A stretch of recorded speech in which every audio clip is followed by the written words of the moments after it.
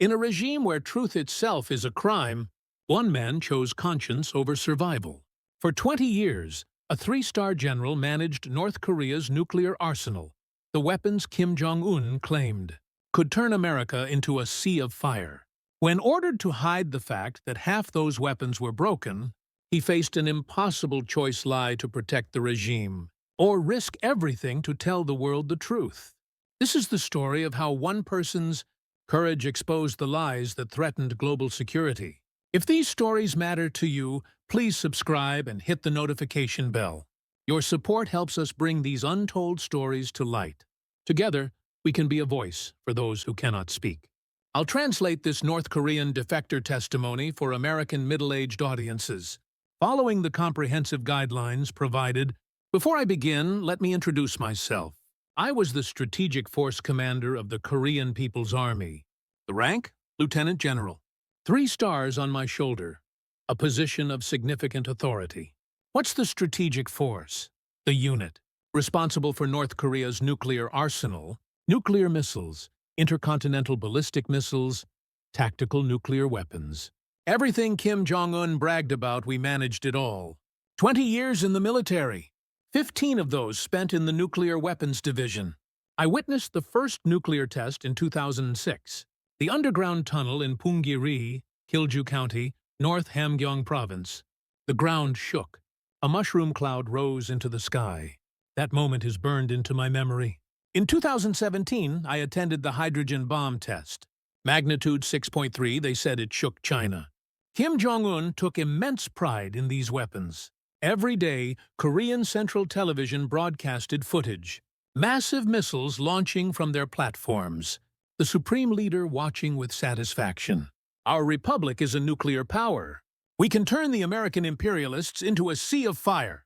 The announcers shouted at the top of their lungs. The world feared North Korea's nuclear weapons. America, South Korea, Japan, Europe. With each new UN sanctions resolution, I wondered quietly, are our weapons really that impressive? January 2024. The order came down from the General Staff. Comrade Commander, conduct a full inspection of all nuclear facilities nationwide. A comprehensive inspection. Every warhead, every missile, every launcher. Be thorough. The Supreme Leader will receive this report personally. My heart sank. A thorough inspection would expose problems. I already knew the truth. Our nuclear arsenal wasn't as perfect as we claimed. The inspection began in February. We started with underground facilities in North Hamgyong Province, missile bases in North Pyongyang, launch sites in Gangwon, secret storage in Hwanghae. Over a month traveling across the country. The shock grew with each site. Our nuclear weapons were far worse than I'd imagined. Night after night, back in my quarters, my hands trembled as I compiled reports. What would happen when the Supreme Leader saw this? I called my wife. Honey, I'll be traveling a lot. Won't make it home for a while. Again? Take care of yourself. I will. Is something wrong? Your voice sounds off. No. Just tired. A lie. Late March, the final facility inspection was complete. On the train back to Pyongyang, staring out the window, I thought, who would believe that the nuclear weapons this nation trusted were actually half broken? The first stop was Punggye-ri in Kilju County, North Hamgyong Province. You've probably heard of it on the news, where North Korea conducted its nuclear tests. 500 meters underground, a nuclear weapons storage facility. Never shown to outsiders. February 5th, around 8 a.m. We arrived.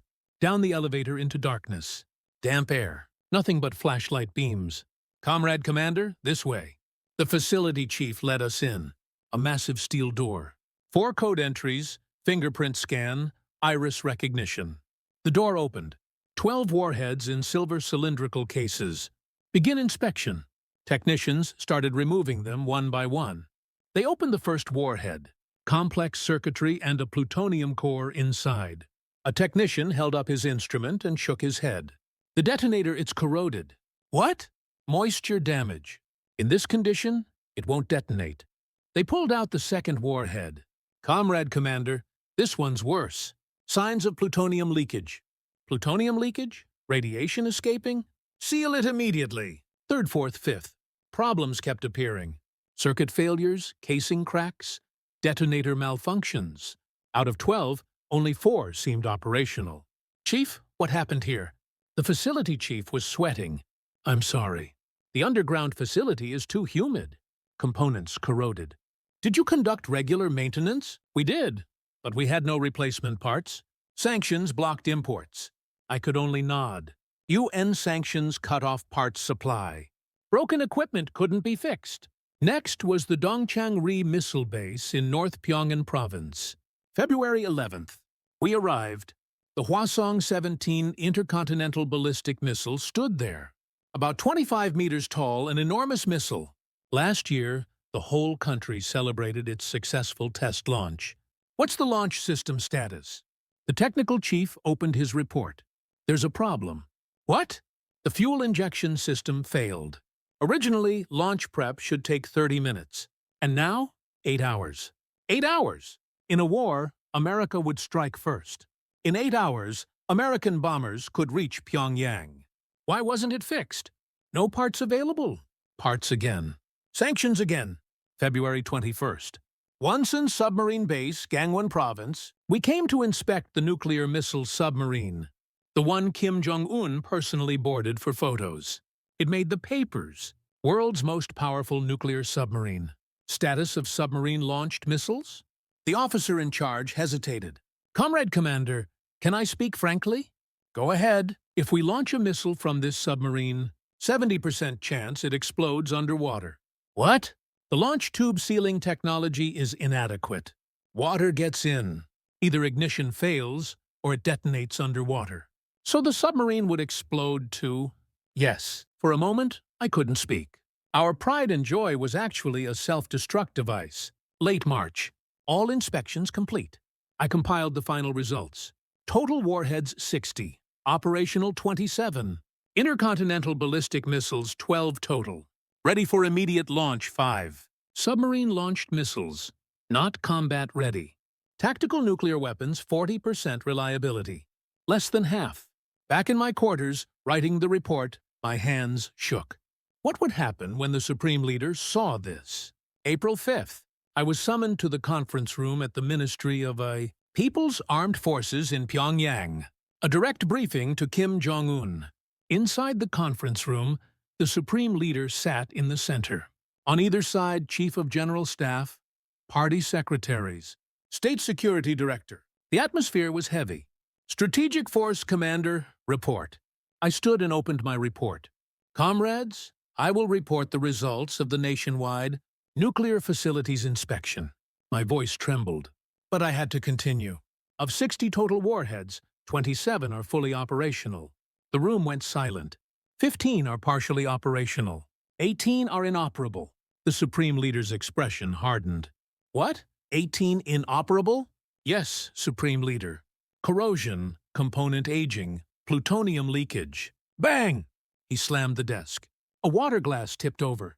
"How did this happen? We spend billions every year." "I apologize. Sanctions prevented parts procurement." "No excuses. Give me results." The Chief of General Staff intervened. "Supreme Leader, please calm down." "Commander, continue your report. Of 12 intercontinental ballistic missiles, 5 are ready for immediate launch. The rest have fuel injection system failures." A party secretary raised his hand. "Commander, who has seen this report?" "Only myself and the inspection team." "Good. This content is classified." "Sir, it must never leak." "What if America finds out?" The State Security Director spoke up. "Correct. If America learns our nuclear arsenal is at this level, they'll launch a preemptive strike." The party secretary looked at me. "Commander, revise the report." "Revise? Write that operational rate is 95%. But that's a lie." "Not a lie. National security. Strategic ambiguity." "Strategic ambiguity. Just a fancy term for lying." The Supreme Leader looked straight at me. "Commander." "Yes, Supreme Leader. Our nuclear weapons are perfect." "Understood? Understood. Understood." The meeting ended. I returned to my office. Sitting at my desk, I reopened the report. The truth written there. Only 27 warheads operational. I picked up my pen. My hand trembled. I erased the numbers with an eraser. Then I wrote new ones. Operational rate 95%. Capability perfect. Combat deployment immediately ready. A lie, but I had to write it. I hid the real report deep in my safe. Double locked.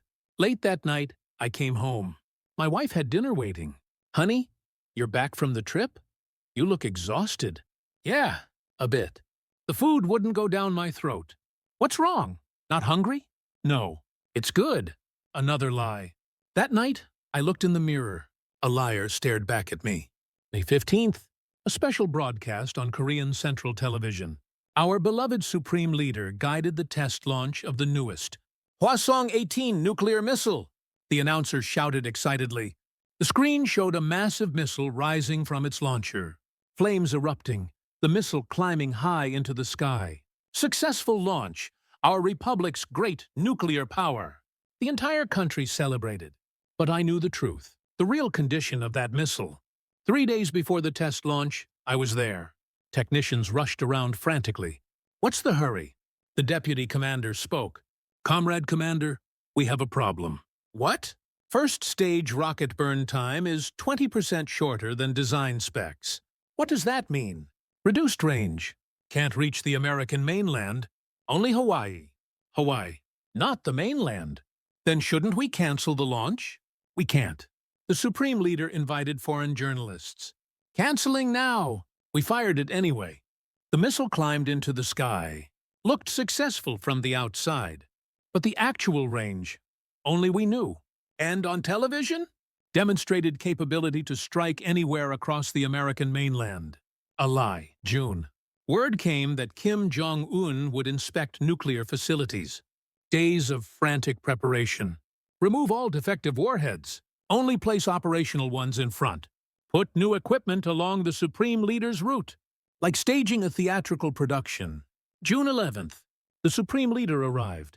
Comrades, what's the readiness status of our nuclear weapons? Perfect, Supreme Leader. Can we win if war breaks out with America? Absolutely. All lies. The Supreme Leader pointed to a warhead. What's this one? A 10-kiloton tactical nuclear weapon. Can destroy American military bases. The truth? We'd handpicked the best warhead in the entire country. The rest were hidden away. In July, we produced a propaganda video. The propaganda department came. Comrade Commander, we need to film our nuclear weapons. We'd appreciate your cooperation. What kind of video? For the international community, to show how powerful our nuclear force is. On filming day, we only displayed our best missiles. The cameras rolled. North Korea possesses 60 nuclear warheads, all combat-ready. The narration echoed. A lie, but the world believed it. CNN reported it. North Korean nuclear threat reaches critical level. The U.S. Department of Defense announced additional funding allocated to counter North Korean nuclear weapons. Our lies were deceiving the world. July 21st. American B-52 bombers approached the Korean peninsula. An emergency meeting was called. Strategic Force Commander, can we counterattack? Everyone looked at me. I couldn't. Half our missiles were broken. How could we counterattack? But I opened my mouth. Of course! Another lie.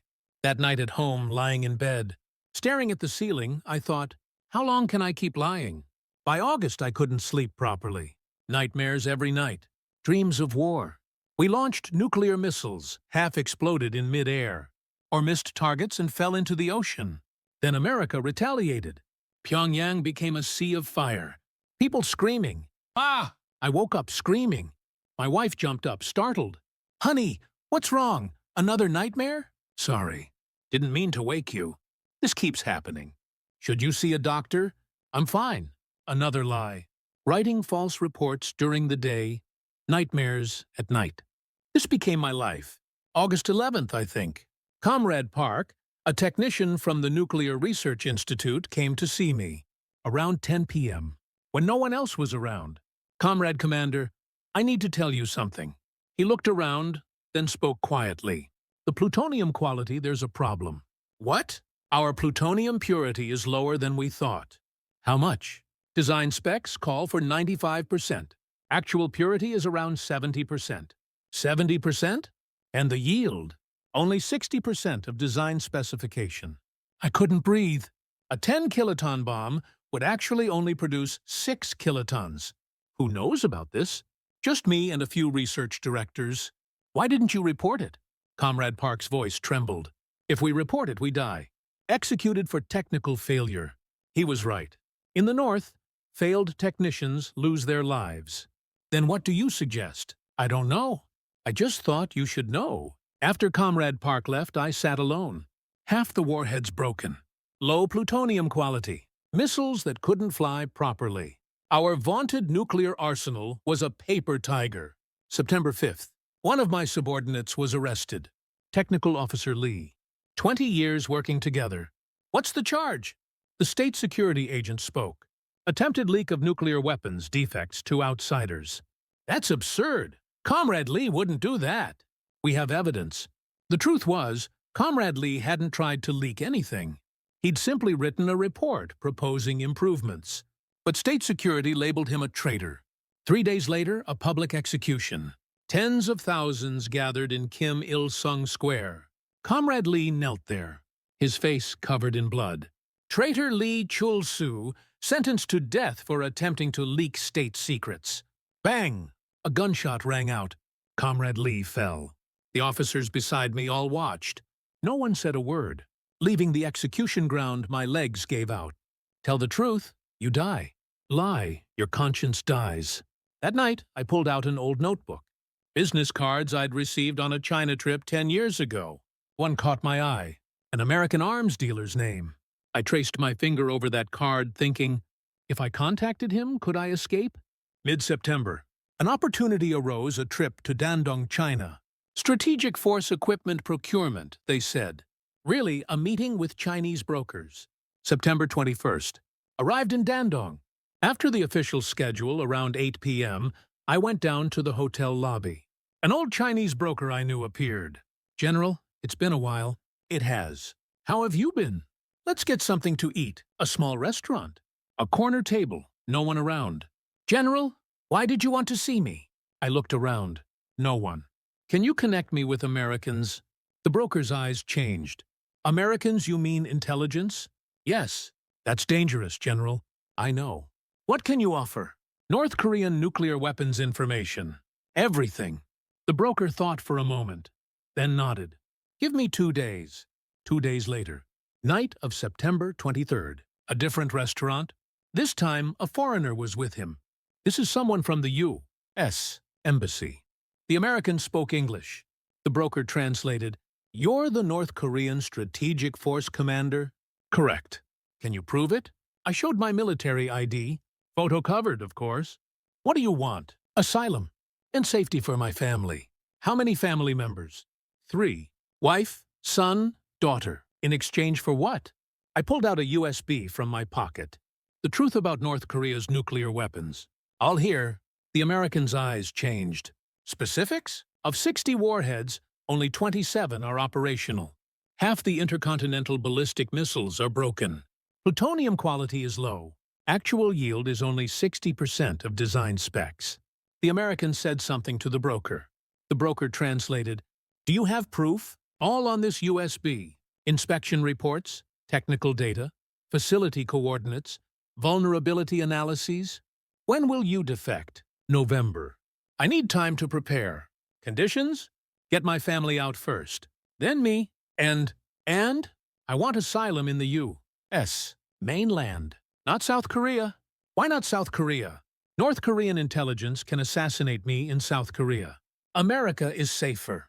The American made a call. Talked in English for a while, then nodded. "Agreed. November 15th. We'll extract your family first. You follow." "Thank you. But if the intelligence is false..." "It's not false. I'm risking my life on this." I returned to Pyongyang. All of October, preparing. I made 3 USBs. Backups. Photographed all documents, over 500 images. Nuclear facility coordinates, technician lists, vulnerability analyses. Encrypted everything and uploaded to the cloud. I approached my family carefully. "Let's take a trip to China in November." My wife looked surprised. "Suddenly, what's going on?" "I have a business trip. Come along. We haven't had family time." My wife stared at my face. "Honey, is something wrong?" No. Just want to spend time with you all. Another lie. November 11th. State Security called.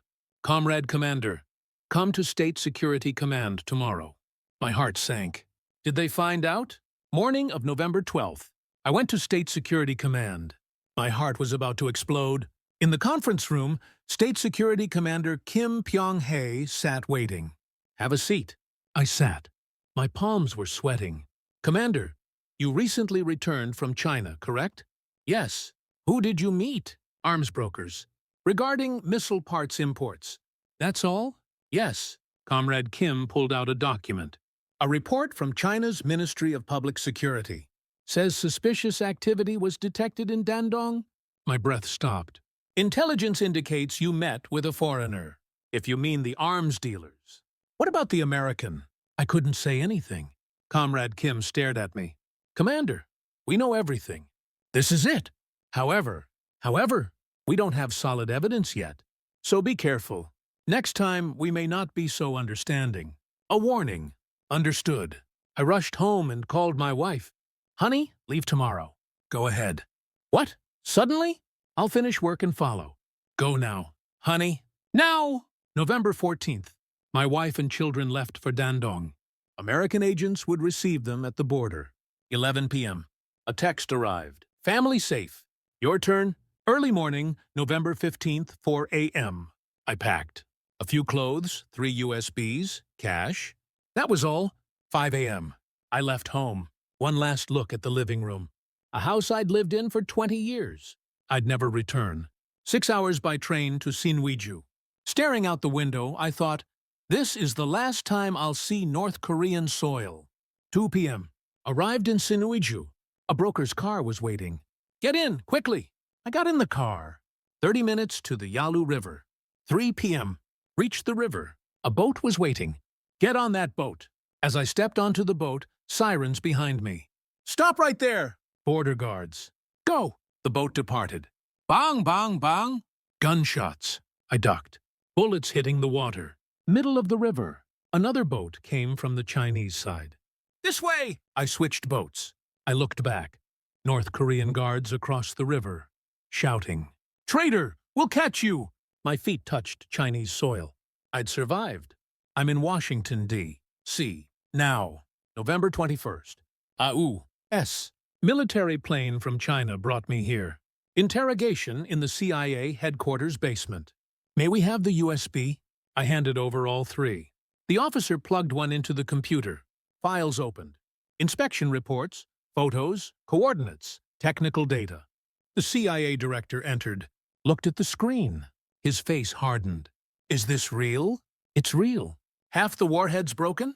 Yes. Corrosion, leaks, component defects. The ICBMs too? Launch prep takes 8 hours. Useless in war. Plutonium quality? 60% of design specs. Lower yield than expected. Analysts gathered around. So the North Korean nuclear threat is exaggerated? The threat exists, just not as severe as believed.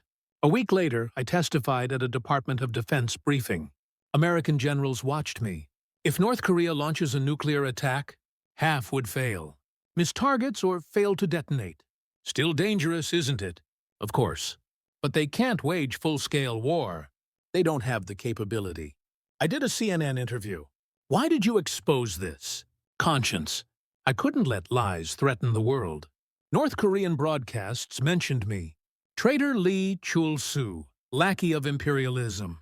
My photo with a big X over it. My family is safe, thankfully, here with me in America. But relatives left behind in North Korea, they're all in camps now. Yesterday, my daughter asked me, Dad, do you regret it? No. What about Grandma? Your brothers? I couldn't answer. Today, I still watch North Korean broadcasts. Our great nuclear power. The announcer shouts. A lie. But someday the truth will come out. North Korean citizens will learn how flimsy their vaunted nuclear weapons actually were. Standing here, looking out the window, I think, when reunification comes, North Koreans will know the truth. What will they say then? We were deceived? Or at least we survived? I don't know. But one thing is certain. Truth always emerges eventually, and lies cannot last forever.